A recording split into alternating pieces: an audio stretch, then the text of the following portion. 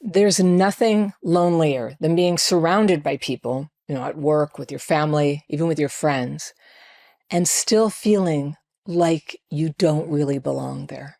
Like you're on the outside watching everyone else know how to connect while you just can't. That I don't belong anywhere feeling, it's not just in your imagination. It's one of the most common symptoms for people who grew up with abuse or neglect. And if this is you, you already know how it plays out. Other people just, they glide easily into groups. They laugh, they talk, they fit right in, they get included. And for you, it feels awkward or forced or exhausting. You might hold back and stay quiet, or you might push too hard trying to get in. Either way, you leave with that hollow ache, convinced that you don't matter to anyone. And sometimes you do connect, but it ends up being with the wrong people who don't fit with you, people you don't even like, or people who string you along or dismiss you or make you feel smaller than you already do. It hurts. So you retreat. You tell yourself it's easier to just stay home, to keep to yourself. That's how isolation takes over. Not because you wanted it, but because it felt like you just needed to take care of yourself for a little while, maybe just a day, just a weekend, or a week. But then it can go on for a really long time. And that outsider feeling isn't proof that you're different from everyone else. The feeling that you are different from everybody else is part difference, but it's part trauma symptom. And it comes from a combination of things that can happen in dysfunctional families. So if you grew up neglected, you may not have received the love and nurturing that kids need for normal brain development, like especially in the areas that give you the feeling of connection. You may have a delay there. And if your family was high drama, you probably missed out on the guidance that most kids get. How to trust, how to repair after conflict, how to be polite, how to stay part of the group even when you feel awkward. If you grew up abused, you learned that being visible and needing things could get you hurt. And all of this together, some of us just had it all going on at the same time. Well, it meant that we couldn't bring friends home from school. We were awkward. We got ostracized or even bullied by other kids. And all of this can mean that now, as an adult, you walk into a room and your nervous system just reacts like you're in danger. You pull back, or you cling. You just want to glom on as fast as you can, or you fake it. It's all incredibly exhausting and stressful, however you play it. So you end up feeling even more of a need to pull away. And that doesn't mean you can't connect. It means what happened to you as a kid might still be making it hard. That's all.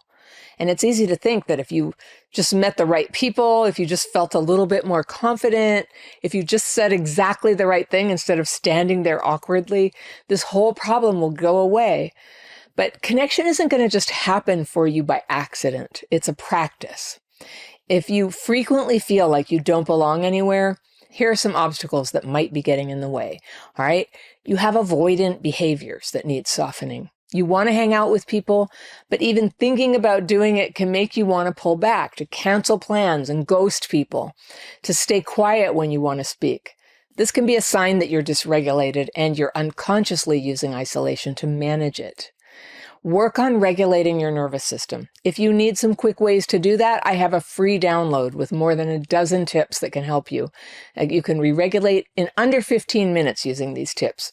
I'll put the link to that in the top line of the description section below this video. Okay, you'll find it there. You can get it for free. Number 2 is your heart feels like you don't belong and you need to teach it that you do. Your head may know that you're welcome somewhere, but your nervous system doesn't believe it yet. You teach it by staying in connection long enough to let that new reality sink in. Keep practicing until your body starts to learn the truth. All right. Number 3, you feel awkward and you need to just let yourself be awkward. You don't have to get it right. You don't have to know the perfect thing to say. Awkward is part of connection. So stay anyway. Belonging grows out of being yourself, and awkwardness can be endearing to people. Number 4, your powers of perception may be damaged, and you need to heal them. Trauma scrambles your radar. You miss red flags, you ignore green lights. So start paying attention.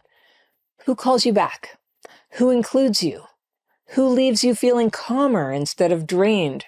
Lean in towards those people. Those are the ones to keep.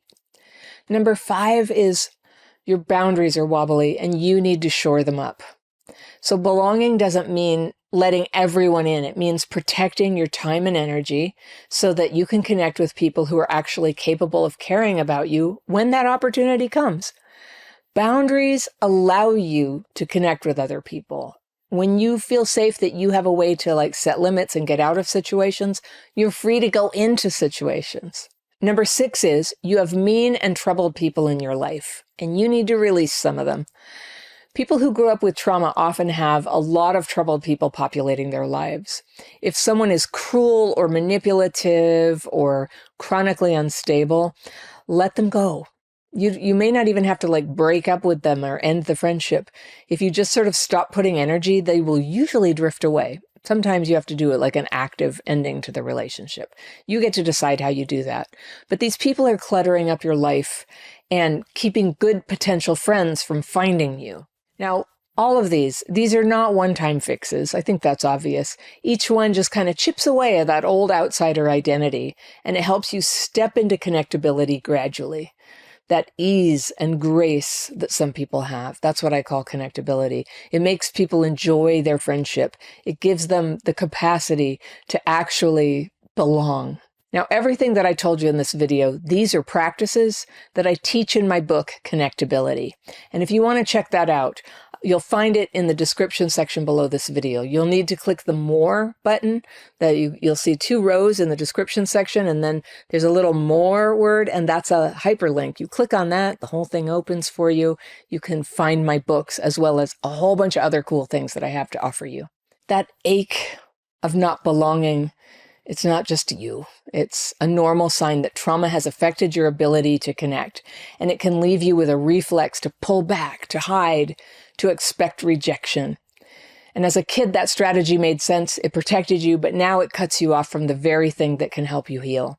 And this may not be what you want to hear, but only a little healing is possible when you're isolated.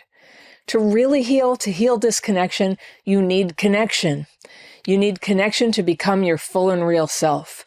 It doesn't have to be perfect, and you don't have to connect with everyone. Oh, thank goodness. Just the ordinary, outward, human kind of connection that grows slowly over time. That's what you need. That's enough to start shifting the pattern. Not belonging, it isn't who you are. It's a trauma symptom, and symptoms can change.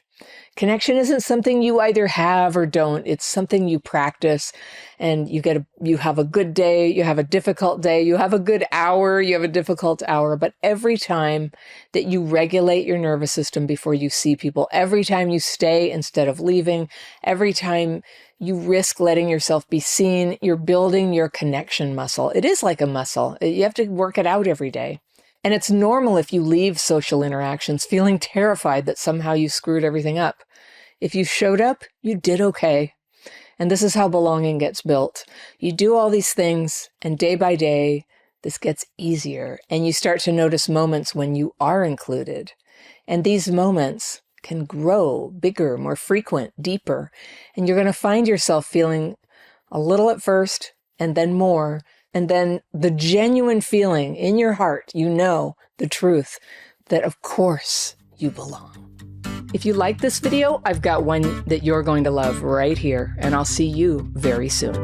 You didn't have a chance to make mistakes based on your own choices. It's very difficult to make a satisfying choice or decision, like nothing fits.